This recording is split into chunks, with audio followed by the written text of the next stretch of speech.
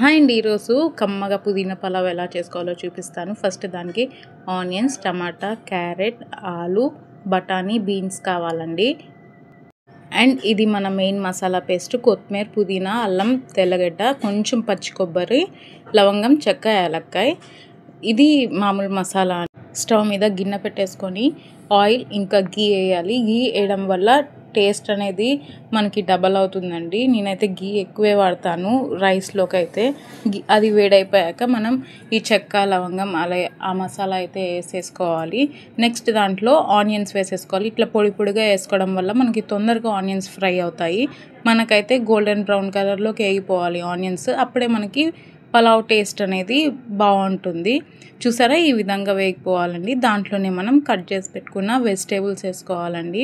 Vegetables ముందుగా fry చేసుకోవడం వల్ల వెజిటేబుల్స్ కూడా టేస్ట్ బాగుంటాయి. మనకి లోపల వరకు ఫ్రై అయ్యి టేస్ట్ బాగుంటుంది.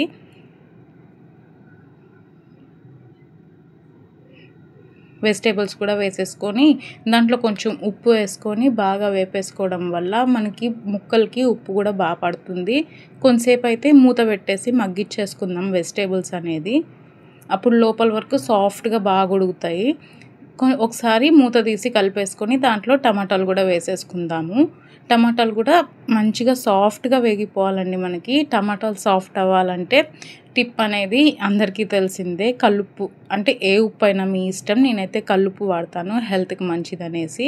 కల్లుప్పు వేసేసుకొని బాగా మిక్స్ చేసుకొని మళ్ళీ ఒక 5 minutes మూత పెట్టేసుకున్నాం అనుకోండి, టమాటా అనేది సాఫ్ట్ అయిపోతుంది. ఈలోపు మనం బియ్యం అయితే నానబెట్టేసుకుందాము. నేను ఒక చెంబు బియ్యం తీసుకున్నాను. మీకు ఎంత క్వాంటిటీ చేసుకోవాలనుకుంటున్నారో అంత బియ్యం వేసేసుకోండి. బియ్యం అయితే 1కి 2 సార్లు నీట్గా వాష్ చేసేసుకొని ఒక 1/2 hour నానడం వల్ల మనకి అన్నం బాగా అవుతుందండి, బాగా ఒదుగుతుందన్నమాట. నీట్గా ఈ విధంగా వాష్ చేసేసుకొని అంతలోపు మనకి వెజిటేబుల్స్ కూడా బాగా మగ్గిపోయి ఉంటాయి. ఒకసారి చెక్ చేసేద్దాము. చూసారా, టమాటా అనేది కొంచెం సాఫ్ట్ అయింది. దాంట్లో వాటర్ అంతా బయటకు వచ్చింది. చూసారా, దీంట్లోనే మనం ముందుగా చేసుకున్న మసాలా అయితే వేసేసుకుందాము. మసాలా అంతా పచ్చి వాసన పోయేదాకా ఓపిక్గా సిమ్లో పెట్టుకొని వేపుకుంటేనే టేస్ట్ బాగుంటుంది. లేకపోతే మనకి పచ్చి వాసన వచ్చి అస్సలు బాగోదండి పలావ్ అనేది. ఈ విధంగా నీట్గా వేపుకోవాలండి. ఓపిక్గా వేపుకుంటే మనకి టేస్ట్ కూడా అంతే కమ్మగా వస్తుంది. మనకి ఈ విధంగా దగ్గర పడేటట్టు నీట్గా వేపేసుకోవాలి. కింద అడుగు కూడా మాడకూడదండి. మనకి లైట్గా చేదు వచ్చేస్తుంది అడుగు కానీ అంటైతే. మీరు ఎప్పుడైనా ఇది ట్రై చేశారా? ట్రై చేస్తుంటే కమెంట్ చేసేయండి. అండ్ లాస్ట్ అండ్ ఫైనల్గా పెరుగు వేసుకొని బాగా అంతా మిక్స్ చేసేసుకోవడమే. పెరుగు వేసుకోవడం వల్ల మనకి టేస్ట్ బాగుంటుంది. పెరుగు వేసి నీట్గా మొత్తం మిక్స్ చేసేసుకొని, నేనైతే 1కి 2 వేస్తానండి ఎసరు.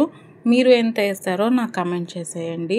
అంటే ఒక్కొక్క బియ్యంని బట్టి మనం వేసుకోవాలి.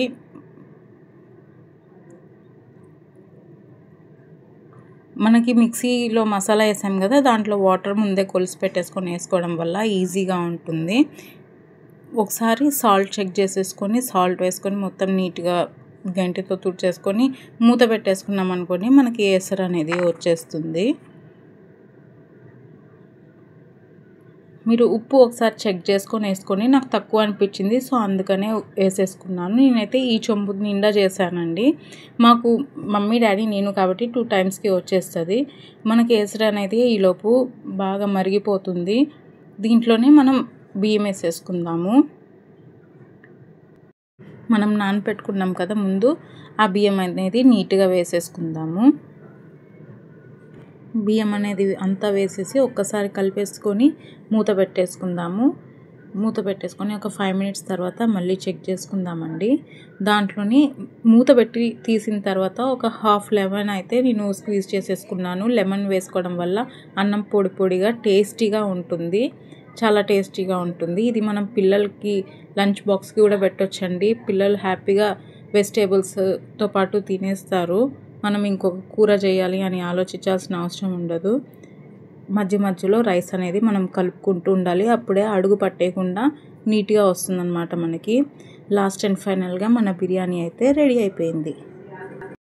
ఎంతో టేస్టీ అండ్ హెల్దీ పుదీనా వెజిటబుల్ పలావ్ అయితే రెడీ అయిపోయింది.